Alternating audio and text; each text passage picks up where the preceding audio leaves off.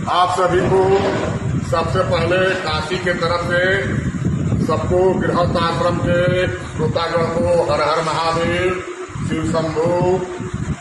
आज गृहस्थ आश्रम पर चर्चा होगा, छोटा छोटा चर्चा। आज मैं आपको बताने जा रहा हूं कि गृहस्थ आश्रम के 4 सुख कौन कौन से है। जो गृहस्थ आश्रम में सबसे मायने रखता है 4 सुख। जिस इंसान के पास 4 सुख है वो ब्रह्मांड और पूरा सृष्टि में संतोषम परम सुखम, उसको संतोष हो जाता है। किसी भी व्यक्ति के पास, अगर गृहस्थ आश्रम के व्यक्ति के पास ये 4 सुख है तो संपूर्ण मनुष्य जिसमें किसी प्रकार का किसी का लोभ लालच नहीं रहता है। तो आप लोग का प्रथम गृहस्थ आश्रम का सुख है निर्मल काया। आप लोग को फिर एक बार कह रहा हूं कि जो आसन में मैं आ रहा हूं, इस आसन का नाम है ध्यान आसन, पद्म आसन, महालक्ष्मी आसन। दूसर का सुख गृहस्थ आश्रम का है छैल छबीली क्रिया। छैल छबीली क्रिया का अर्थ होता है गृहस्थ आश्रम में वो नारी जो एक पति पर रहने वाली हो, ब्रह्मचारिणी हो, उसको कहते हैं पतिव्रता नारी। भारतवर्ष में पतिव्रता नारी का भाई और बहनों और माताओं आपने सुना ही है, सती अनुसुईया। तो कहने का मतलब पर है कि दूसरा मनुष्य का सुख होता है गृहस्थ आश्रम का छैल छबीली क्रिया, जो अपने एक पत्नी पर रहती है। अब पति भी एक पत्नी पर रहता है, उसको पुरुषोत्तम राम कहते हैं। उसके बारे में चर्चाएं, गृहस्थ आश्रम का चर्चाएं पुरुषोत्तम राम के बारे में बाद में होगा। अभी मैं सुख बता रहा हूँ कि गृहस्थ आश्रम के 4 सुख होते हैं। प्रथम सुख बता दिया निर्मल काया, दूसरा सुख बता दिया छैल छबीली क्रिया। अब तीसरा सुख क्या होता है अपने दिल से पूछिए। तो तीसरा सुख मैं बताने जा रहा हूं। गृहस्थ आश्रम का तीसरा सुख होता है आज्ञाकारी पुत्र। वो लड़का हो, चाहे गणेश भगवान हो, चाहे लक्ष्मी जी हो, चाहे लड़का हो, चाहे लड़की हो, अपने माता पिता का आज्ञाकारी पुत्र।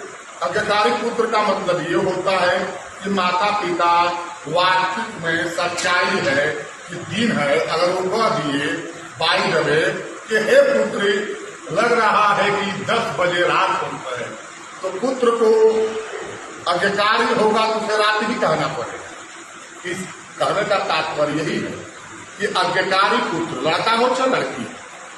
तो गृहस्थ आश्रम का प्रथम सुख निर्मल काया, दूसरा सुख छैल छबीली क्रिया और तीसरा सुख पुत्र आज्ञाकारी। अब आप लोग को चौथा सुख के बारे में बता रहा हूं। चौथा सुख ये है कि हे प्रभु, हे भोलेनाथ, हमको उतना धन दीजिए कि अपने भी खाऊं, अपने परिवार को भी खिलाऊं और अपने साधु संत समाज को भी खिलाऊं। हमारे दरवाजे से किसी भी प्रकार का कोई भी मनुष्य पानी और अन्न के बिना लौट के ना जाए। यही मनुष्य का 4 सुख होता है। ये सुख प्राप्त होने के बाद किसी प्रकार का मोह, लोभ, क्रोध सबसे मुक्त, ये नहीं कह सकता कि मुक्त हो जाएंगे। ये कह सकता हूं गृहस्थ आश्रम में कि ये 4 सुख होने के बाद इन पर धीरे धीरे प्रक्रिया से परे उठ सकते हैं। अब परे उठ सकते हैं। अब हर मनुष्य के पास, आपको पहले चर्चा में बताया हूं, कुंडलियां जागरूक होती है। और जिनका 7 कुंडलियां जागरूक हो जाता है वो आने वाले भविष्य के बारे में घटना पहले उनको भास हो जाता है। किसी मानव का चेहरा देखो, बता सकते हैं कि तुम्हारा भविष्य क्या है। बाकी देखिए, यह हमारा देश है, भारत आरब देश है। यहाँ पर हमारे पुरुष से ज्यादा हमारी बहनें, हमारी माताएं भावुक होती हैं। तो उस माताओं बहनों से मैं हाथ जोड़ के निवेदन करना चाहता हूँ कि हम लोग गृहस्थ आश्रम के हैं। गृहस्थ आश्रम का मतलब कि हर आश्रम में उत्तम गृहस्थ आश्रम माना गया है। आज देवता भी लोग कहते हैं कि मनुष्य जोनी पाने के लिए देवता भी कर जाते हैं। तो कहने का तात्पर्य हमारा यही है कि आप लोग पखंडी बाबाओं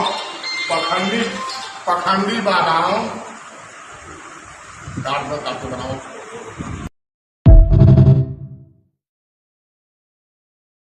अगर 100 व्यक्ति का समाज है तो उसमें 90 बाबा हमारे राइट है, बाकी 10 बाबा जो हैं वो कर्म करते हैं, और जो 90 बाबाओं का हम राइट है वही भ्रष्टाचारी हैं, और 10 बाबा जो कर्म करते हैं। और मेरा जो स्पीच है वो बाबा सुनते होंगे, जो भ्रष्टाचारी होंगे उनके मन में तकलीफ लगता होगा, बाकी पर्दे के सामने वो कमेंट नहीं करेंगे, तकलीफ लगेगा, अगर कमेंट जल्दी नहीं करेगा कि हम पहचाने जा सकते हैं कि हम भ्रष्टाचारी बाबा।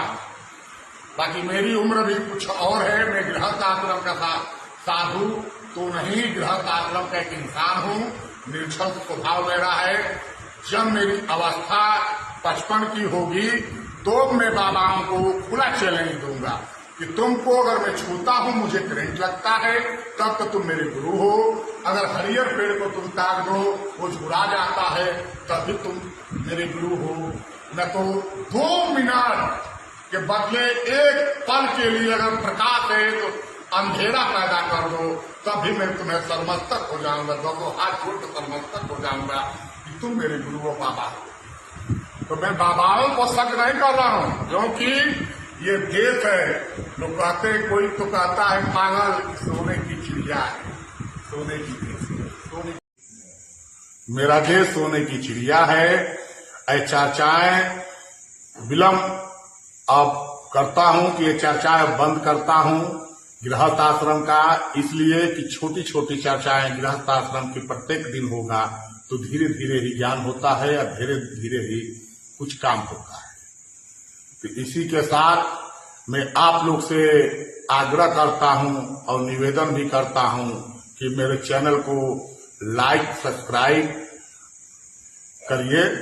और एक बात बताना भूल गया कि मेरी बाड़ी जो है, जो गृहस्थ आश्रम को छोटी छोटी चर्चाओं के बारे में आप लोग को बताया हूं, उसमें कोई त्रुटि हो तो उसके लिए हमको क्षमा करिएगा। अच्छा लगेगा तो मेरे चैनल पर लाइक और कमेंट के रूप में आप लोग से मैं निवेदन करता हूं कि हर हर महादेव कहिएगा, और बेल आइकन भी करिएगा कि हम लोग का रास्ता आपका दिल का मेरे दिल का तार जुड़ा रहे, आने जाने का रास्ता साफ रहे।